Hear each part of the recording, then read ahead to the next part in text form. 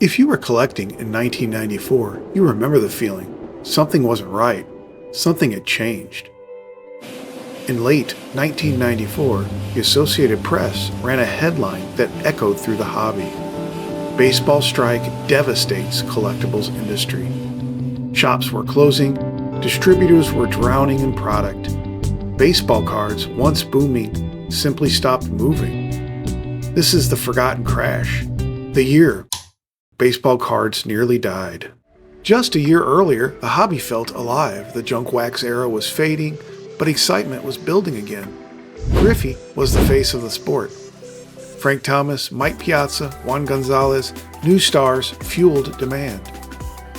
Kids traded cards at school, card shows packed hotel ballrooms, and manufacturers kept pushing forward. Stadium Club brought photography to a whole new level. Upper Deck showed collectors what premium could look like. In 1993, Derek Jeter's SP Rookie was already being called a modern masterpiece. Shops were confident, the hobby was evolving, and it was like a new golden age was coming. Then, August 12, 1994, the Major League Baseball Players Association went on strike. Games were canceled, fans were furious, and for the first time since 1904, there was no World Series. The impact on the hobby was immediate.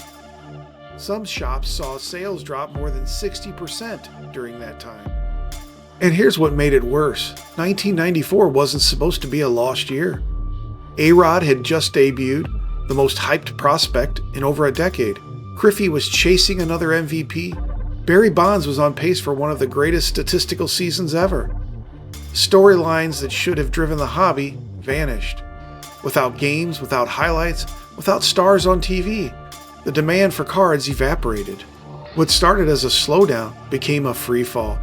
The Chicago Tribune interviewed local card shop owners that fall. One dealer summed it up in 4 words: "The strike killed us." Parents stopped buying cards. Kids disappeared. Weekend foot traffic went from steady to silent.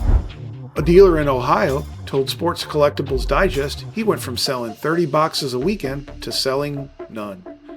A teenage collector wrote to Beckett saying he'd save for months to buy 1994 sets, but now nobody cared. Distributors who had ordered heavily for a full season were suddenly stuck. Warehouses filled with unsold 1994 product. Stadium Club, Ultra, Leaf, printed for games that never happened. Beckett's late 1994 issues told the same story. Price drops everywhere. Editorials described the worst slump in years. Even the major card companies felt the hit. The Wall Street Journal reported falling revenue at Topps during the strike. Licensing income dropped. Product demand collapsed. Upper Deck, one of the hobby's leading innovators, tightened print runs and shifted strategy.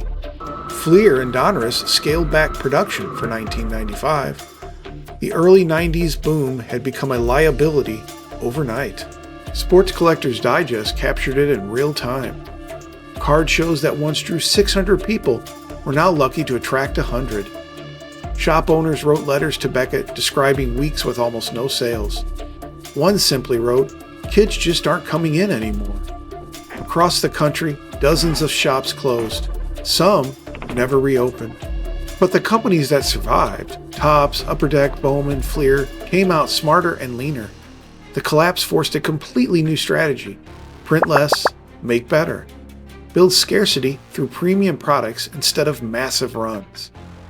Out of the wreckage came a new era. 1996 Topps Chrome, 1997 SP Authentic, Bowman's Best Refractors, the foundation of the modern hobby. You know, 1994 is the hobby crash nobody talks about. It wasn't as loud as the junk wax bubble, and it wasn't as public as later downturns. But it was real. Shops closed, prices dropped, manufacturers changed directions. The strike didn't just end the baseball season, it reshaped collecting. It pushed the hobby towards the premium era, and its shadows still sits behind the way cards are printed today. Thanks again so much for watching. If you love baseball card history as much as I do, hit that like button and subscribe for more stories from the hobby's past.